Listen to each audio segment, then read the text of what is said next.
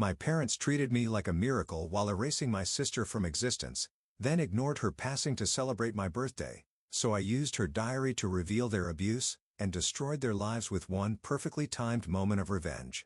My parents treated me like a miracle while erasing my sister from existence, then ignored her passing to celebrate my birthday. So I used her diary to reveal their abuse and destroyed their lives with one perfectly timed moment of revenge. Growing up, my parents coddled me like I was some kind of miracle boy. Every little thing I did was celebrated, and everything I wanted was handed to me. Mediocre grades meant getting taken out to my favorite restaurants, and I had a weekly allowance of $35 at 6 years old. They posted every detail about my life on Facebook, bragging about me like I was their prized possession. But the problem was, I wasn't their only kid. My sister Ava was 3 years younger than me, and she was the total opposite in their eyes. A failure. A screw-up deserving of nothing. Some of their friends didn't even know Ava existed. That's how little they talked about her. But the thing was, Ava was amazing. She was better than me at school, sports, making friends, but my parents didn't care. They didn't just not care either. They'd force her to lose her friends or drop her grades, so I don't feel ashamed. It hurt her a lot.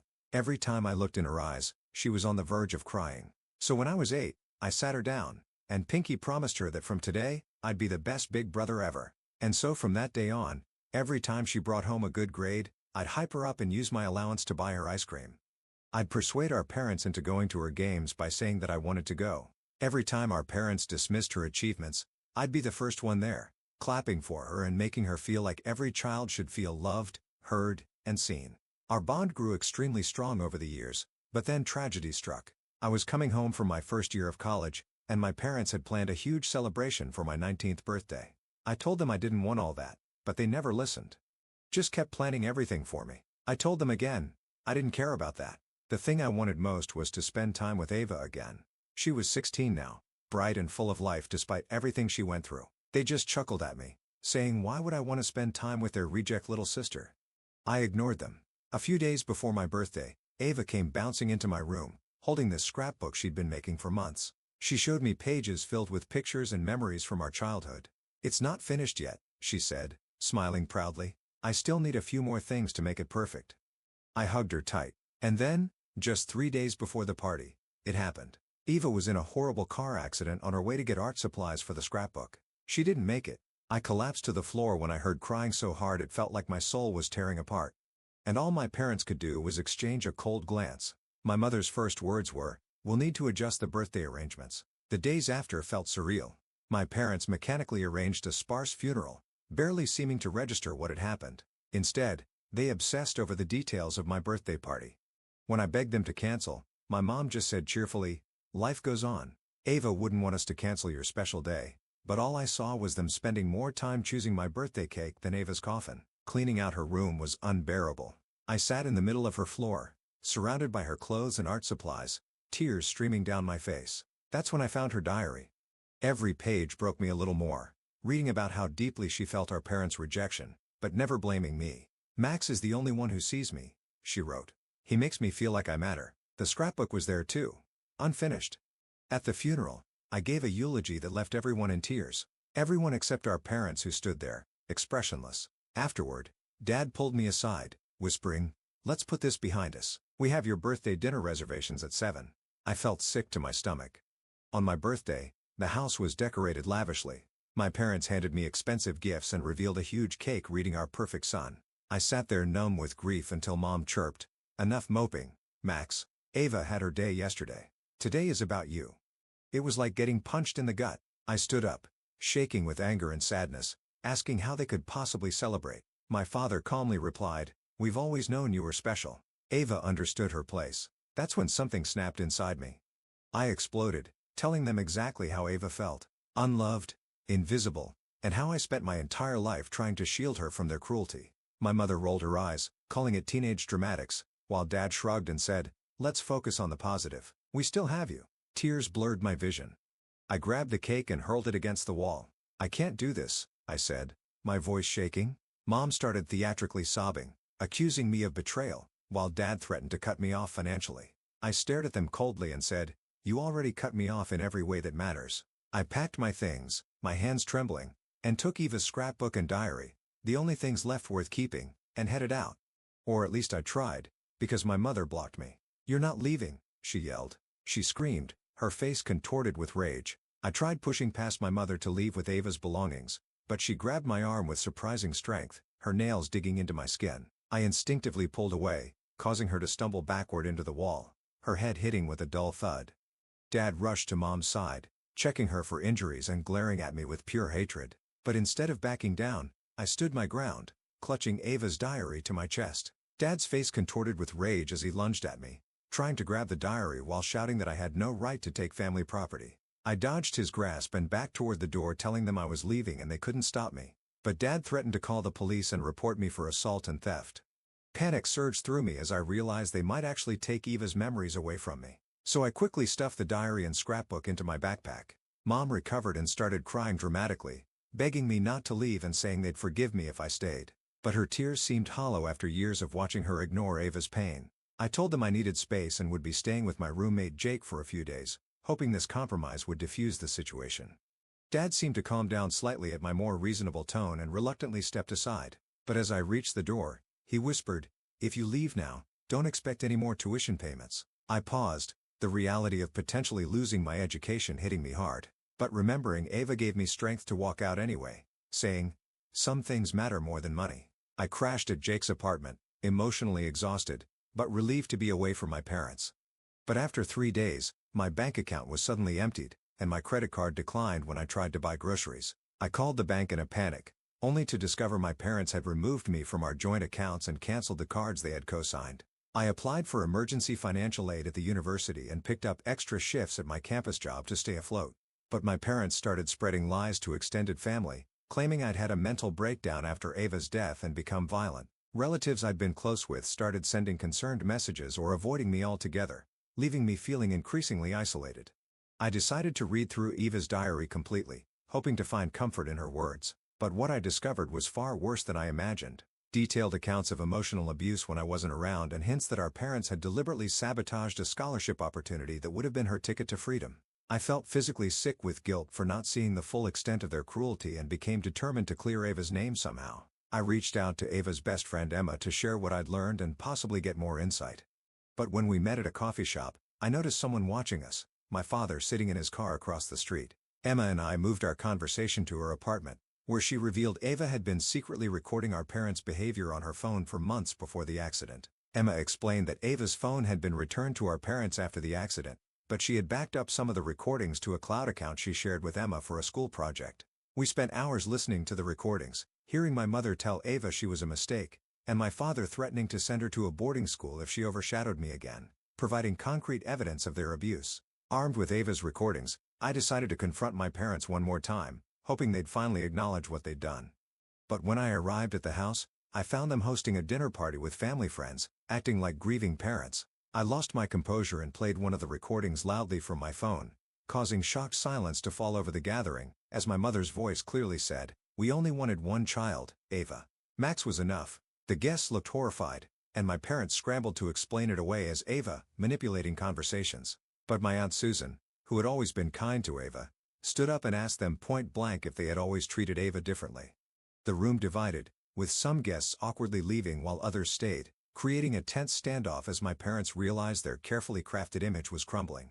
Dad pulled me into his study, offering to reinstate my financial support if I stopped this nonsense and told everyone the recordings were fake. But I refused to betray Ava again, even for financial security. He changed tactics, threatening to sue me for defamation and destroying the family, showing he cared more about appearances than acknowledging the truth. I returned to the living room to find Mom sobbing to the remaining guests about how ungrateful her children were.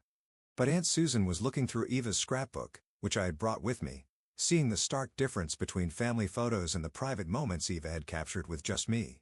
Susan confronted my parents directly, asking why there were no pictures of them celebrating Ava's achievements, despite evidence of her many awards and accomplishments. The confrontation escalated as my parents tried to physically remove me and the evidence from the house, but Aunt Susan and her husband intervened, standing between us. My father finally snapped, shouting, "Fine. We never wanted her. Are you happy now?" causing even their most loyal friends to stare in disbelief at the admission. In the aftermath of my father's outburst, the remaining guests quickly left, leaving just my parents, Aunt Susan, her husband, and me in stunned silence. But my parents quickly tried to backtrack, claiming they were just upset and didn't mean it. I played more recordings from Ava's collection, methodically exposing years of their emotional abuse until they couldn't deny it anymore. Aunt Susan, visibly shaken, offered me a place to stay and help with college expenses, but my parents threatened to cut her off from the family if she took sides. Susan stood her ground, revealing she'd always suspected something was wrong and regretted not intervening sooner, effectively choosing to support me regardless of their threats. I gathered more of Ava's belongings to take with me to Susan's house, but discovered my parents had already packed up most of her room with boxes labeled donations sitting in the garage. I frantically searched through them, rescuing Eva's art portfolios, awards, and personal items they were trying to erase, feeling like I was saving pieces of her all over again. Over the following weeks, I worked with Susan to create a memorial scholarship in Ava's name at her high school, using her artwork and achievements to tell her story. But my parents hired a lawyer, claiming we were slandering them and demanding we stop using family photos or Ava's artwork without their permission. We reached out to Emma and other friends of Ava's, collecting their photos and memories instead, creating a tribute that celebrated her through the eyes of people who truly valued her. On what would have been Ava's 17th birthday, we held a memorial art show at her school, displaying her work and announcing the scholarship. But I struggled with overwhelming grief and guilt, wondering if I could have done more to protect her. As I stood surrounded by people who had come to celebrate Ava's life and talent, I finally completed her scrapbook, adding the last pages with photos from the memorial, fulfilling my to be the best brother I could be, even after she was gone, and ensuring that Ava would always be remembered not as the forgotten child, but as the extraordinary person she truly was. The memorial art show for Ava became a turning point, as several teachers approached me, sharing how they'd noticed the disparity in how my parents treated us, but they admitted they'd never reported it because my parents were respected community members who always had plausible explanations. I realized the full extent of my parents' manipulation. They hadn't just fooled me, but had created an entire facade that kept others from intervening. With Aunt Susan's support, I began therapy to process my grief and guilt over Ava's death. But during a session, I received multiple frantic texts from Emma saying my parents were at her house demanding she remove Ava's cloud backups. I rushed over to find my parents threatening Emma with legal action for stealing private family recordings, causing her parents to consider giving in to avoid trouble. I showed Emma's parents some of the recordings to explain why preserving them mattered, but my father claimed I was exploiting Ava's death to turn people against them. Emma's dad, a former counselor, recognized the manipulation tactics and firmly asked my parents to leave, telling them any further harassment would result in a restraining order. Word spread through our community about my parents' behavior, causing people to quietly distance themselves. But my parents responded by announcing a large donation to the school in beloved daughter Ava's memory, attempting to rewrite history and reclaim their reputation. I felt physically ill seeing them use Ava as a prop after death when they'd ignored her in life and decided I needed stronger boundaries to protect my own mental health. I changed my phone number and blocked my parents on social media, focusing instead on my studies and healing.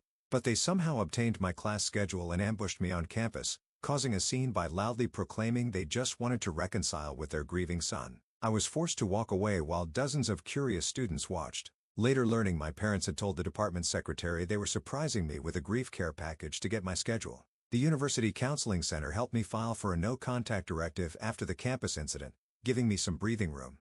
But my parents then approached my roommate Jake, manipulating him with stories about my fragile mental state and how they just wanted to make sure I was safe. Jake, though well-meaning, began monitoring me and reporting back to them, unknowingly becoming their spy. I discovered Jake's betrayal when I saw texts on his phone while borrowing it to call Susan. Rather than confronting him immediately, I decided to use the situation to my advantage. I began feeding Jake carefully crafted misinformation about my plans and feelings, creating a false narrative my parents eagerly consumed. Using this strategy, I let slip to Jake that I was considering writing a detailed account of our family dynamics for a psychology class, but added that I was nervous about including the recordings because I wasn't sure if they were legally obtained. My parents, predictably, sent a cease and desist letter through their lawyer, inadvertently acknowledging the recordings were authentic by trying to suppress them. The lawyer's letter demanded I return all property belonging to the family, including diaries, recordings, and photographs. But I had already created secure digital backups of everything with Susan's help. When I showed the letter to my therapist, she recognized it as continued emotional abuse and suggested I consider legal options to protect myself.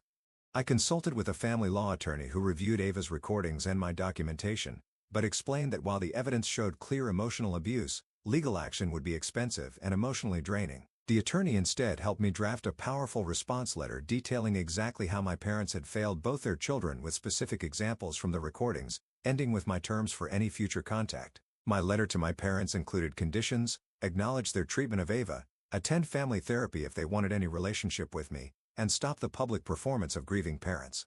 But instead of responding directly, they showed up at Aunt Susan's house unannounced, demanding to speak with me. Susan called me at work, warning me not to come home until they left, as they were becoming increasingly agitated. I finished my shift and headed to Emma's place instead, but noticed my father's car following me through traffic. When I took several random turns to confirm I was being followed, he stayed right behind me. I drove directly to the police station where I explained the situation and asked for help, resulting in an officer speaking to my father about harassment. The police intervention temporarily stopped the following, but escalated my parents' tactics as they began contacting my professors with concerns about my academic performance. But one professor, Dr. Chen, had lost her own sister and saw through their manipulation. She connected me with the dean of students who implemented additional protections for my educational privacy. With the university now aware of the situation, I felt safer on campus. But my parents pivoted to a new strategy, reaching out to mutual friends and family with a story that I was keeping Ava's ashes from them and preventing proper closure. I had to contact the funeral home for documentation proving my parents had declined receiving her ashes, choosing the cheapest disposal option instead. The funeral home's documentation exposed another lie, causing several family members to finally see the pattern of manipulation. But my parents, cornered by the truth, made one last desperate move, showing up at my workplace claiming a family emergency to get me to come outside. When I refused to leave my shift, they created a scene so disruptive that my manager had to threaten to call security, putting my job at risk. After the workplace incident, I decided I needed to confront my parents once and for all, arranging to meet them at a public park with Susan present as a witness. But when we arrived, I was shocked to see they'd brought several family members and friends, attempting to stage an intervention for my unhealthy obsession with Ava's death. I remained calm and addressed the group directly, asking if they knew why they had really been gathered. I connected my phone to a portable speaker and played a compilation of the most damning recordings of my parents' treatment of Ava, but my father lunged forward, trying to grab my phone and stop the playback.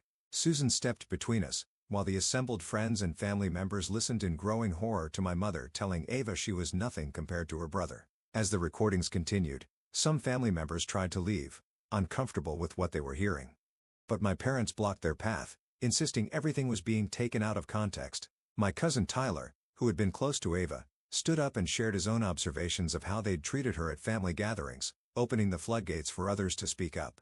One by one, people shared small moments they'd witnessed: Ava being ignored at Christmas while I received piles of gifts, her achievements being dismissed, the constant comparisons creating a devastating collective testimony. But my parents became increasingly defensive, eventually shouting that everyone was ganging up on them. My usually quiet grandfather stood up and told them, "I've heard enough," before walking away, followed by almost everyone else.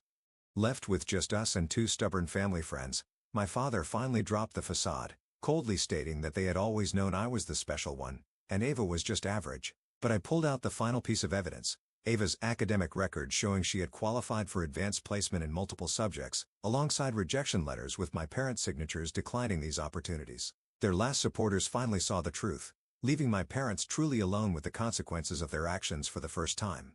In the weeks following the park confrontation, extended family rallied around me, sharing their regrets for not seeing the truth sooner. But I struggled with accepting their support, wondering where they had been when Ava needed them.